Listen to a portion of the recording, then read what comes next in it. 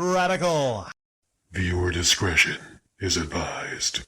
1 year, 2 year, 3 year, 4 years go by of saying the same fucking things about the same worthless piece of shit gaming YouTubers. It gets kind of old after a while. It does. I'll be quite honest with you all. Creatively, it gets old. After a certain point, without actually being honest with yourself, like, well, not much is going to change. You know, I know that there's an expectation on this channel for me to talk about things like Jirad the Completionist. People will stop by, hey Rick, you need to talk about this guy and his P.O. box. Hey Rick, this guy has a really high Patreon tier. You know how difficult it is to actually get excited about saying basically the same things over and over again, just trying to make it interesting and do it in different ways. You know how creatively difficult it is to do that? These game reviewers, these movie reviewers, they have it fucking easy. You know why? Because the movies are different. The games are different. The TV shows are different. But these people, they're the same. They're all collectively the same, basically. So I don't think I get nearly enough credit for doing my damnedest to be creative in talking about these YouTubers. And you know, I try my best to actually make these hundreds of uploads unique in every single way, but you get to a certain point where you can't do it anymore. You know?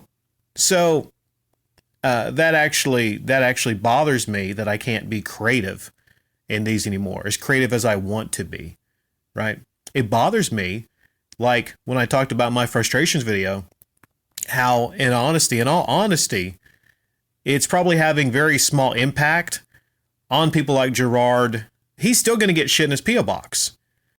So I ask you all, what the fuck do you expect me to do about it? Like, what the fuck am I going to do about it, right? Am I supposed to put my entire life on hold for a lot of you because we're on this mission to stop this shit from happening? I'm not happy. Yeah, just like Jirad. I'm not happy. This channel has felt lately like I'm just going to work. And it wasn't that way years ago. It wasn't. But here lately, it's just like I have to clock in, go to work, upload something, and then go about my day. You know, that's how it feels, right? It's a problem with passion. I just don't really have the same passion. I don't have the same passion talking about what obviously are con men and scam artists on YouTube. I understand a lot of you think there's a need for somebody to point these things out, but just like I talked about in my frustrations upload several months back, very important upload on the channel, I came to the realization that I can upload over and over and over again, and really it doesn't change a lot of things on the scale that it needs to change. So this burden that I feel that I need to be the guy calling these people out, I don't like that burden anymore. I really don't, you know? Because this guy obviously is going to get people sending shit to his P.O. box. And this might help if I put, you know, Jirad is an e-beggar with a P.O. box in the title. But how much of a change is it really going to affect? How much is it really going to do? And is it worth me spending my precious time, and you don't get time back, me spending my precious time to talk about it? Is it really worth it to me? Is it? You know? And when you get past a certain point where you can't be entertaining or you don't feel it, you know, and you're not passionate about it, then is it really worth continuing? That's the question I have right now. I can't tell you how many uploads I just kind of like, what's the term, you know, called it in. Is that the term? Phoned it in. Yeah.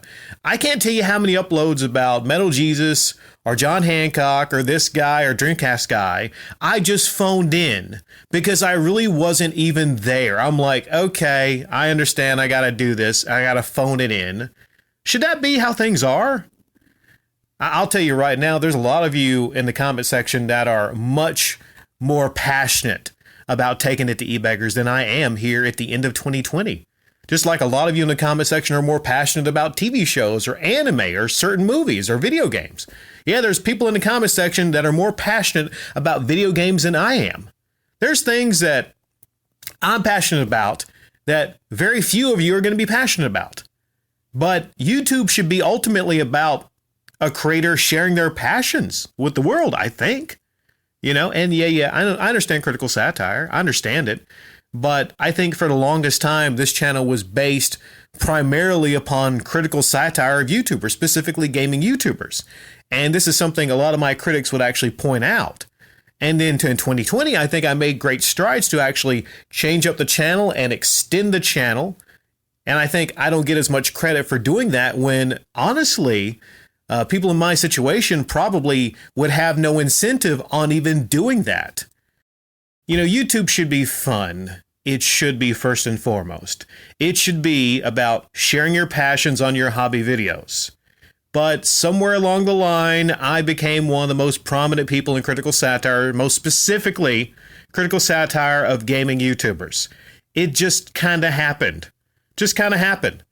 And I grew a large section of my audience that wants me to talk about gaming YouTubers, specifically gaming YouTubers that are doing shady things. People that e-bag, people that have P.O. boxes, people that lie. I get it. I understand it. I'm damn good at it. But I don't know. Like how many more years do I keep this up? I'm just wondering, how many more years do I keep this up without getting what would be something that I really would want out of it, which is an actual change to the system, this system of corruption. Okay? How many more uploads would it take exactly? I understand that, this is a forum for a lot of people to come and discuss YouTubers, both good and bad, both to praise YouTubers and to criticize YouTubers. I understand that. And I'm not saying that, in the future, I'm no longer going to be doing that stuff. But other than maybe, some comment cuts to some of my best cuts from 2019, where pretty much I said almost everything I needed to say about everything on YouTube, specifically the gaming community. I already said almost everything on certain subjects and topics I'm ever going to say. So, I don't know. You get to a point where you're on YouTube for several years, and there's an audience that, expects certain things. And then there's an audience that, wants new things. And I lean more to the audience that maybe wants new things because, to be honest, I am just kind of fucking sick and tired of looking at these worthless, lying cunts on YouTube and having to make uploads about them. Wouldn't you be? After several years, wouldn't you be? Even if you did it well, wouldn't you be? That's my question to a lot of you. So here's what we're going to do. Well, here's what I'm going to do. I'm going to go enjoy my day, and I'm going to go put in my new Boss Radio, which doesn't excite a lot of you. I know it doesn't excite a lot of you because it's not a gaming YouTuber, but it damn sure excites me, okay? And I know sometimes the sport uploads about sports, they don't interest a lot of you, but it interests me. Various other things, games, movies, other things that I talk about sometimes don't interest a lot of you, but it interests me.